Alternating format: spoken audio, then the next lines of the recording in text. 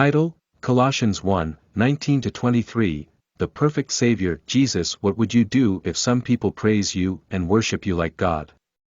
Would you say, get a lot of blessings, or let's go to Chongyangmi? We are not, but Jesus can. This is because Jesus is God, the Lord of all things, and the head of the church, Colossians 1:15-18. Today's verse begins with because in verse 19, providing the basis for the lordship of Jesus over all things. Only Jesus is the Lord of all things, because he is the only and perfect Savior, pleasing to God.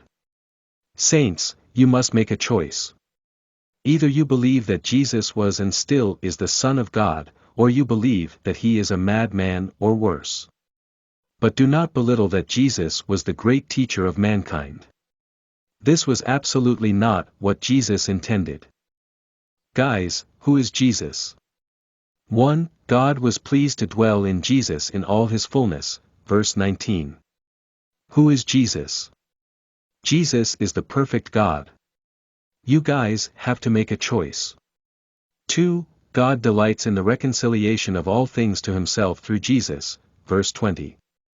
Here, reconciliation means turning an enemy into a friend.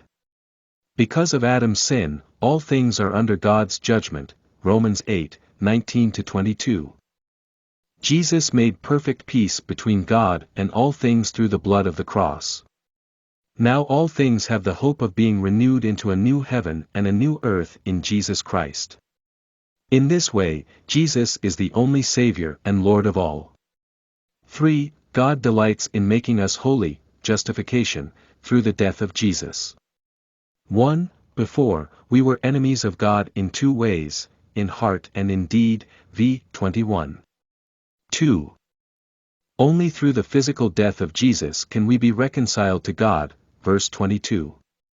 3. Now we have been established as holy and perfect, justification, before God, verse 22.